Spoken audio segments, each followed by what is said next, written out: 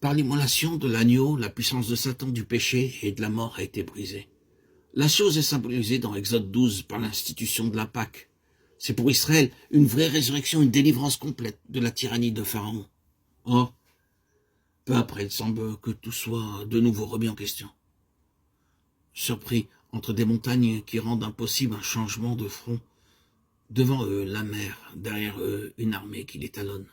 Comme si l'Égypte avait juré de ressaisir sa proie, le peuple angoissé croit sa dernière heure venue.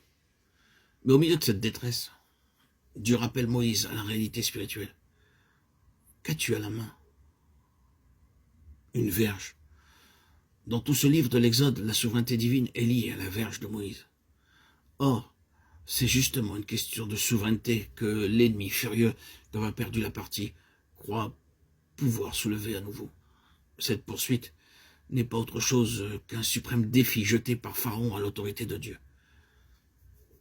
Mais cet étalage de force est inopérant puisque, par le sang de l'agneau, l'autorité de droit a été définitivement enlevée à l'ennemi. Il nous a transférés du royaume des ténèbres au royaume du Fils de son amour. Moïse lève sa verge, siège symbolique de l'autorité divine. La mer se fend, le peuple passe, les flots se referment. Ainsi donc, Dieu place au seuil même de la vie de son peuple une leçon qui vaudra pour toutes les générations. C'est que depuis l'effusion du sang de l'agneau, l'adversaire peut nous impressionner par sa présence, son activité, mais sa puissance est brisée, quel que soit le déploiement de force dont il nous environne. L'autorité n'est pas de son côté. Ce n'est pas quand tout se présente bien et que les Égyptiens sont bel et bien noyés qu'il faut croire à la victoire. C'est à l'heure tragique où tout semble contre nous. La victoire qui triomphe du monde, c'est notre foi. La personne de Christ présente trois caractéristiques qui doivent se retrouver chez les croyants individuellement, aussi bien que dans l'Église qui est son corps. La spiritualité, la prépondérance du céleste sur le terrestre et l'universalité. On a voulu opposer le message de Paul à celui des autres apôtres pour discréditer par là l'ensemble de la révélation. En réalité, la différence n'est pas en espèces, mais en degrés, et met en lumière ce qu'est vraiment la plénitude de Christ. Ce que tous les apôtres ont en commun, la repentance, la nouvelle naissance, le baptême, le Saint-Esprit, la justification, la sanctification, l'espérance du retour du Seigneur. C'est sur la question de l'Église qu'une différence apparaît. Les 12 distinguent toujours entre juifs et gentils. Ils prêchent aux uns comme aux autres, mais maintiennent toujours la distinction entre chrétiens d'entre les juifs et chrétiens d'entre les gentils. Pour Paul, la croix représente la disparition définitive des uns et des autres. Il y a un seul homme nouveau, et il ne peut plus être question ni de juifs, ni de grecs. Son message spécifique comporte donc une révélation nouvelle de la nature céleste et du caractère universel de cette Église qui est son corps. Pour qu'il y ait une réalisation de cette chose céleste, il faut que soit brisé le système terrestre, le judaïsme qui n'est que provisoire. L'incident de Galates 2, 11, 14 est très significatif. Jacques jouissait à Jérusalem dans tout le sens judaïsant d'une autorité considérable. En quittant la métropole, Pierre échappe à cette influence et il se surprend au contact de l'église d'Antioche à embrasser cette liberté glorieuse qui fait partie de la plénitude de Christ. Mais qu'arrive-t-il? Une visite de Jérusalem lui fait réaliser qu'il est sorti des normes admises par l'église mère.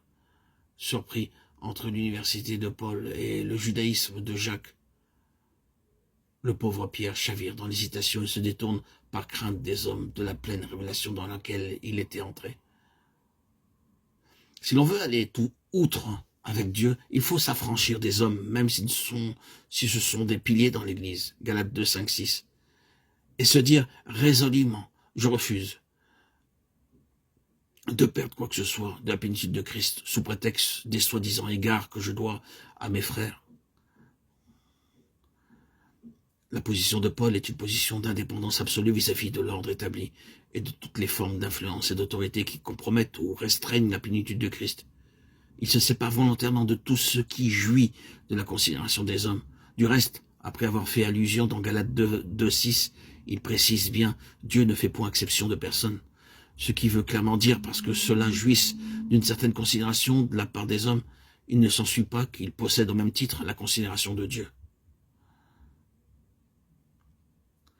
Il en est de même aujourd'hui en ce qui concerne le christianisme traditionnel et organisé.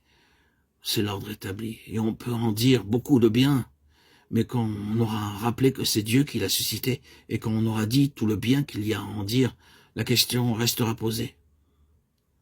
Est-ce bien là le dernier mot de ce que Dieu a à dire? Est-ce là la plénitude?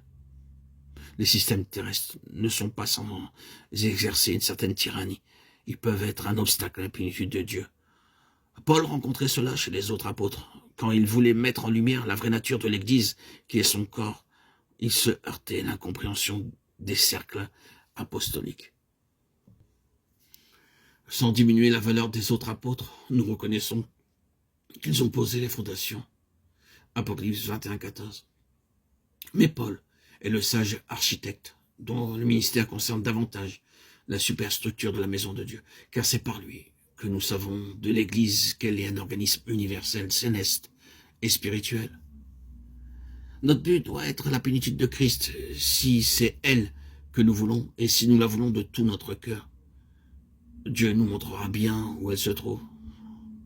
Frères et sœurs en Christ, bien-aimés, auditeurs, auditrices, tout ce qu'il demande de nous, c'est que nous soyons prêts à entrer pratiquement dans toute sa pensée.